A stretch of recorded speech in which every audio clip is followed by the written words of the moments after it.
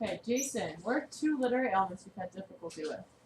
I believe I'm good at all literary elements, and I can prove this by explaining that foreshadowing is a cheesy line that sticks out and becomes more important later on in the story. Also, I can tell you that irony is when something unexpected happens and is usually used to make a good joke. Excellent. What are 5 vocab words that would help you on the ELA test? You could use sophisticated because it'd make you sound smarter and more sophisticated.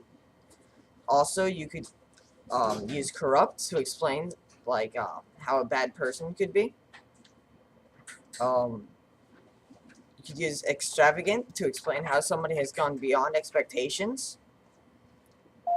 You could use brigand to also explain how somebody is a bad person or they could have stolen something. Also, you could use premonition to explain how a character felt something could happen later on. Perfect. What are 2 mechanic concepts that you've had difficulty with? One mechanic I've had difficulty with would be the difference between can and may.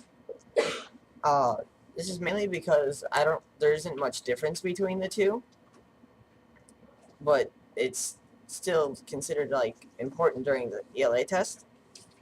And also there's a difference between bring and take, which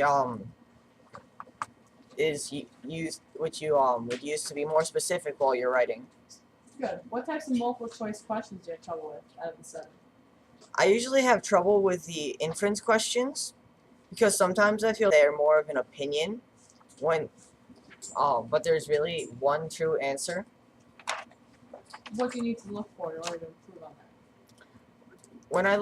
When I'm going through the inference questions, I look for the things that really stick out and that are more likely to be the correct answer.